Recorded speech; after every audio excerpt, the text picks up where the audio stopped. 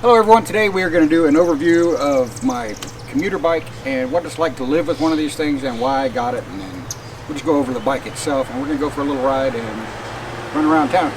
Hopefully the traffic isn't too bad right now.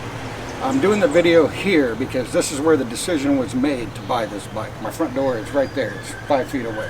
My car is right there, it's 15 feet away. But my bicycles stay in a shed around the back, which when I leave for work or come home from work, one of the two, it's going to be dark. There's no electricity in there, it's dark. I'm trying not to wake up the neighbors, beating and banging, getting stuff in and out of the shed. So I tended not to ride my bikes to work. I tended to take the car because I just come out the front door, there it is. It's much easier. So with the Brompton, I decided to get a bike that I could fold up and stick behind the front door. So on my way out the house, I just pick it up and walk out here and set it right here, boom, I'm on my way. So it's turned out to be a pretty handy little thing.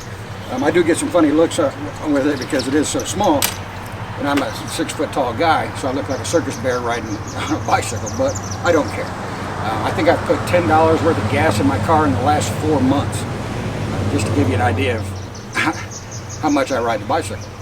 And I honestly can't remember the day I actually put gas in. It's been a long time since I bought gas. But I try to ride this thing around town, and I've got some little bags that we're going to go over and show you that stuff and just go over the bike. So you see me unfold it. Let's get an in-depth on this, because a lot of videos show that fold and unfold, but they don't talk you through what's really going on when that happens. And this is one of the neatest folding bikes there is. So let's get closer and take a look at this thing. Alright, so the fold and unfold of this thing is its bread and butter. I've seen people use these for racing, touring, all kinds of things.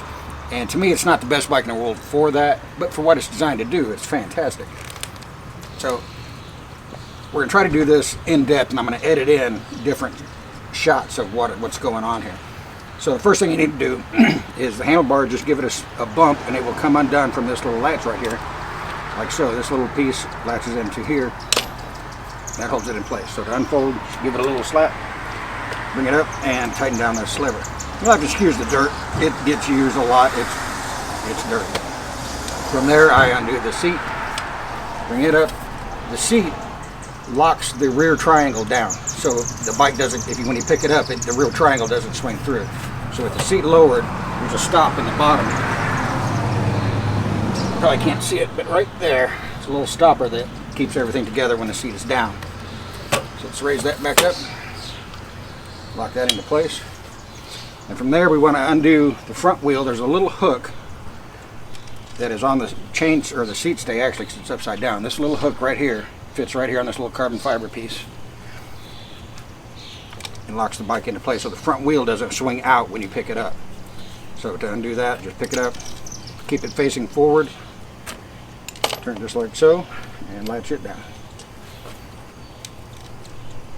From there, there's only 2 more steps. One is the pedal is folded up, we just pull it down, lock it into place, and then lift up quickly on the rear end of the bike, and it'll swing the rear triangle out and latch into place, and the bike is ready to go.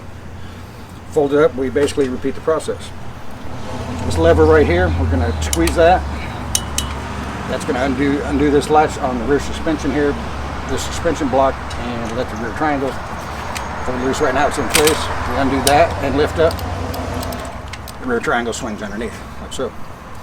Then we are going to swing the front end around, do this latch, pick up the front end, and get that hook lined up with the seat stay, like that. Now it's in place.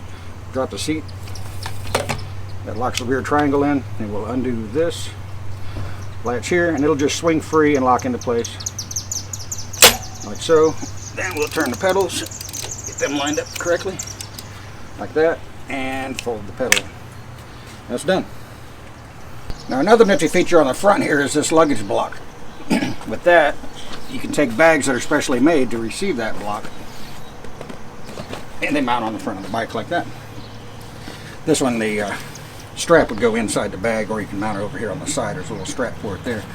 Just for today's video, we're just going to mount it like that, and it stays on there very well. This bag's kind of dirty. I use this every day for work. And I've got kind of the most expensive and then the cheapest bags you can get, so we'll see both of them. This is a phone pocket holder, but it holds my drink bottle. Works out pretty well. Got a couple leather straps holding things together here in the front. Inside we have 2 pockets, and then a big main pocket, which I've got gloves and snacks and tools and things like that stuck in there, and pens. There's a laptop pocket in the back, but I've never carried my laptop in it. And it's just my work satchel. This is called the game bag is what this is. And I could clean it up. It would look pretty good if I cleaned it up. Let's undo that. Let's switch to the other one. And this is probably the cheapest one you can get. This is the Brompton basket is what they call this. And it's just, it's basically all it is a basket. It's got a couple of straps here that you can undo. Then it opens up and just becomes a basket. And that marks just like so. And we're going to use this here in a minute when we go for a ride. So when you're riding and you've got stuff in there, you can cinch it back closed with those 2 straps that we saw a minute ago. And when you get to your destination, so undo it here, there is a handle inside, which when you pull it up, it cinches the bag closed and you can carry it wherever you need to go. So let's go over a few accessories I've put on it and upgrades and things like that, and then we're going to go for a trip. So for starters, we've got the bike in its parked configuration where you just swing the rear wheel on underneath, and it rests on these 2 little caster wheels here. You have the model with the fenders and the rack. You can actually roll it back and forth on those, but I don't have that. I try to keep it as light as possible because I knew I was going to be adding some heavier stuff to it, so I wanted to keep the bike as light as I could for carrying around. So starting up front, we've just got a light mount here with the Design Zecto 250 lumen light, and it's rechargeable, USB rechargeable, and it shines well enough for me at the speeds I'm going with this thing. I've added a mirror to the left side because with them little wheels and a steep steering angle, it is a little twitchy, and just the act of looking over my shoulder can cause me to change lanes, or at least send me offline. From there, we've got a little strap here, and this just undoes the hook up, or the latch up front for the luggage bag. So instead of having to reach under here and hit this, I just grab this and give that a tug. Got a carry strap here. I can't remember who makes this, but it's a little leather strap that allows me to pick it up, because most people carry it by the seat. If you carry it by the seat, it causes it to tilt down, where it stays pretty level if I pick it up that way. Setting it down and picking it up by the seat causes the mirror to hit the ground. So when it does that tilt, it's just enough room that the mirror hits the ground. I got to adjust it every time I get on. So using that strap works pretty well. The seat, I've added a Brooks B67. Those are about the most comfortable seats you can buy. I really like those. Got a couple of those actually. And I've put some ergon grips on it. Other than that, she's pretty stock. I have changed the gearing. I went to a 44 tooth chain ring. So it's got a little more hill climbing ability and a little bit easier takeoff. The 50 tooth was good for flat surface riding. It was really fast, but it seemed to put a lot of stress on the drivetrain under acceleration from the stop. So I think that will help that out a little bit. And I've added marathon tires. Those are a little bit heavier. So right now this thing weighs about 24 pounds. I think I've added like 4 pounds worth of accessories to this thing.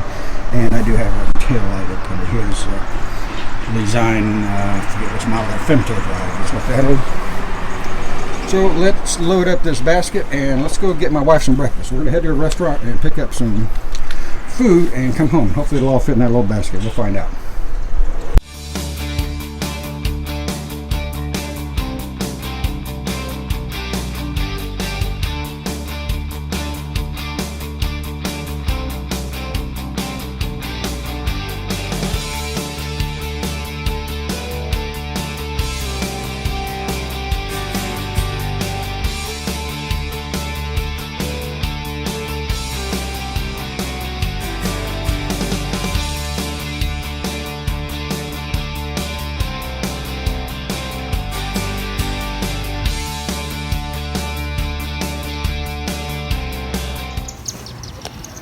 Well, alright, we have arrived back home with our food. We will get that unloaded and come back down and we will wrap this video up. And so there we have it. That is my overview of the Brompton S1E model folding bike. I don't think I went over the model. This is an S1E is what they call this. S meaning straight bar or sport bar. 1 is it's a single speed. And the E means there are no fenders. So if you can get an M model, H model, and a P model, and it's just different heights of handlebars. I wanted the sporty low handlebars. There's a 2, 3, and 6 speed model. 2-speed probably wouldn't be bad. I think the 3 and 6 are a little bit antiquated and kind of rudimentary on how they work. I don't like the way they do their shifters. I think they're way past time for an update, and I don't think. Don't even get me started on that. Fenders model, there's an L model that has fenders and an R model that has rack and fenders. This one's just stripped down, basic, plain bike. For the price, it's about $1,000 for one of these, which is expensive, but it's built to last. I looked at Dayhan and Turn, and they all seem disposable.